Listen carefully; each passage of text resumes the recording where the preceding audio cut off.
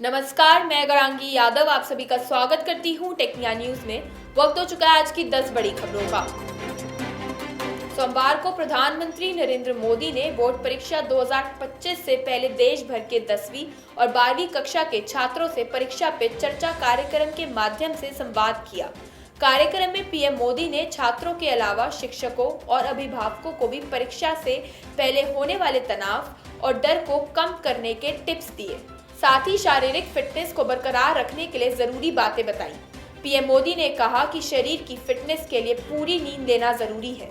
PM Modi ने छात्रों को परीक्षा से तनाव करने के लिए नींद पूरी करने के साथ साथ पोषण युक्त खाने पीने की चीजें लेने की भी सलाह दी। मंगलवार को प्रधानमंत्री नरेंद्र मोदी ने फ्रांस से वर्चुअली भारत ऊर्जा सप्ताह 2025 कार्यक्रम उद्घाटन किया है।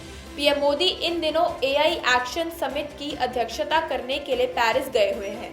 इस दौरान पीएम मोदी ने भारत के विकास में ऊर्जा क्षेत्र के योगदान की सराहना की और जानकारी दी है कि भारत में अनेक खोजों और बढ़ते पाइपलाइन इंफ्रास्ट्रक्चर के कारण प्राकृतिक गैस की आपूर्ति बढ़ रही है और सभी क्षेत्रों में निवेश के अवसर बन रहे हैं। साथ ही भारत में पीवी मॉड्यूल समेत कई प्रकार के हार्डवेयर के निर्माण की भी संभावनाएं हैं। सोमवार को राज्यसभा में कांग्रेस संसदीय दल की नेता सोनिया गांधी ने जनगणना का मुद्दा उठाया और सरकार से जल्द जनगणना कराने की मांग की है। सोनिया गांधी ने कहा है कि देश में 14 करोड़ लोग नेशनल फूड सिक्योरिटी कानून के तहत मिलने वाले लाभ से वंचित हो रहे हैं। इसके कारण ये है कि सरकार अभी भी 2011 की जनगणना के आधार पर ही लाभार्थियों की पहचान कर रही है। सोनिया गांधी ने फिर से जनगणना कराने और उसके आधार पर खाद्य सुरक्षा कानून के तहत लोगों को लाभ देने मांग की है। खाद्य सुरक्षा कानून के तहत सरकार गांव में 75% और शहरों में 50% जनसंख्या को सस्ता अनाज मुहैया कराती है। सोमवार को श्रम एवं रोजगार मंत्रालय ने नौकरी पोर्टल राष्ट्रीय करियर सेवा के साथ समझौता ज्ञापन पर हस्ताक्षर किए हैं। राष्ट्रीय करियर सेवा पोर्टल देश विदेश में रोजगार के अवसरों को बढ़ाने के लिए प्रमुख नौकरी पोर्टल माना जाता है।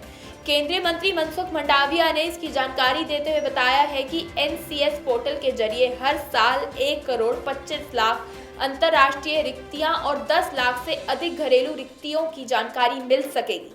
साथ ही केंद्रीय मंत्री ने युवाओं से इस पोर्टल पर पंजीकरण करने और उपलब्ध करियर अवसरों का पूरा लाभ उठाने का आग्रह भी किया है। वर्ष 2047 तक विकसित भारत के लक्ष्य को हासिल करने के लिए गुणवत्तापूर्ण उच्च शिक्षा की जरूरत है। ऐसे में सोमवार को नीति आयोग ने उच्च शिक्षण संस्थानों में गुणवत्तापूर्ण शिक्षा के विस्तार पर एक रिपोर्ट जारी की है। साथ ही उच्च शिक्षण संस्थानों में मानव संसाधन पर ध्यान देने की बात कही है। रिपोर्ट में नीति आयोग ने शिक्षा की गुणवत्ता में सुधार करने के लिए राष्ट्रीय स्तर पर शोध नीति लाने और स्थानीय स्तर पर आने वाली चुनौतियों को सुलझाने के लिए सेंटर ऑफ एक्सीलेंस का क्लस्टर बनाए जाने की सुझाव दिया है। साथ ही राज्य स्तर पर जरूरी एजुकेशन फंड उपलब्ध कराने के लिए एजेंसी स्थापित होने का भी सुझाव दिया है। महाकुंभ में किन्नर अखाड़े की महामंडलेश्वर बनी पूर्व अभिनेत्री ममता कुलकर्णी ने अपने पद से इस्तीफा दे दिया है। अब वो साध्वी का जीवन जिएंगी।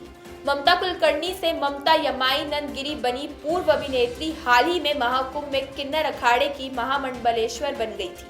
इस दौरान उन्होंने प्रयागराज के संगम तट पर खुद ही अपना पिंडदान कर अपने जीवन के नए अध्याय की शुरुआत की थी। लेकिन उन्हें महामंडलेश्वर बनाए जाने पर काफी विवाद हुआ था, जिसके बाद अब उन्होंने महामंडलेश्वर पद से इस्तीफा दे दिया है। एसबीआई जूनियर एसोसिएट पदों के लिए आयोजित होने वाले प्रारंभिक परीक्षा के एडमिट कार्ड जारी कर दिए गए हैं। भर्ती परीक्षा में शामिल होने वाले उम्मीदवार एसबीआई की ऑफिशियल वेबसाइट के जरिए एडमिट कार्ड डाउनलोड कर सकते हैं। एसबीआई क्लर्क की प्रारंभिक परीक्षा का आयोजन 22, 27, 28 फरवरी और 1 मार्च को देश भर में निर्धारित परीक्षा केंद्रों पर होगा। इस परीक्षा के माध्यम से एसबीआई के कुल 13,735 रिक्त पदों पर भर्ती की जाएगी। Institute of Cost Accountants of India यानी ICMAI ने CMA इंटर और फाइनल रिजल्ट की घोषणा कर दी है। दिसंबर 2024 सत्र की परीक्षा में शामिल हुए छात्र ICMAI की आधिकारिक वेबसाइट पर अपना परिणाम चेक कर सकते हैं। फाइनल परीक्षा का पास परसेंटेज 22% से अधिक रहा है। फाइनल एग्जाम में दोनों ग्रुपों को मिलाकर कुल 819 परीक्षार्थी पास हुए हैं। वहीं इस परीक्षा के इंटरमीडिएट एग्जामिनेशन में ग्रुप 1 में 29,349 कैंडिडेट शामिल हुए थे, जिनमें से कुल 4,275 छात्र पास हुए थे, जबकि ग्रुप 2 में 13,381 उम्मीदवारों में से कुल 3,839 परीक्षार्थी पास हुए।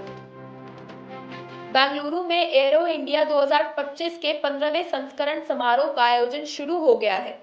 सोमवार को रक्षा मंत्री राजनाथ सिंह ने समारोह का उद्घाटन किया। इस दौरान राजनाथ सिंह ने अपने संबोधन में एरो इंडिया 2025 की तुलना महाकुंभ से की है। राजनाथ सिंह ने इस समारोह को एरो इंडिया का महाकुंभ बताया है और कहा है कि ये महाकुंभ अनुसंधान का कुंभ है। एरो इंडिया 2025 समारोह दुनिया के सबसे बड़े एयर शो में से एक है। इस शो में नए भारत की ताकत और आत्मनिर्भरता की झलक देखने को मिलेगी। एयर इंडिया शो 14 फरवरी तक चलेगा। इसमें 150 विदेशी कंपनियों सहित 900 से अधिक प्रदर्शक हिस्सा ले रहे हैं। इंडियन सुपर लीग फुटबॉल में सोमवार को पंजाब एएफसी और ओडिशा एएफसी के बीच भुवनेश्वर के कलिंगा स्टेडियम में मुकाबला खेला गया। मैच में दोनों टीमों ने एक-एक गोल बनाकर मैच ड्रॉ किया। मैच में पंजाब की टीम ने पहले हाफ के इंजरी टाइम में गोल किया, जबकि ओडिशा ने 91 मिनट में गोल करके बराबरी कर ली। परिणाम के बाद पंजाब 19 मैचों में 24 अंकों के साथ 9वें स्थान पर है, जबकि ओडिशा 20 मैचों में 26 अंकों के साथ 7वें स्थान पर है। आज के लिए बस इतना ही। देखते रहिए टेक्निया न्यूज, साथ ही साथ चैनल को लाइक, शेयर, सब्सक्राइब भी करें।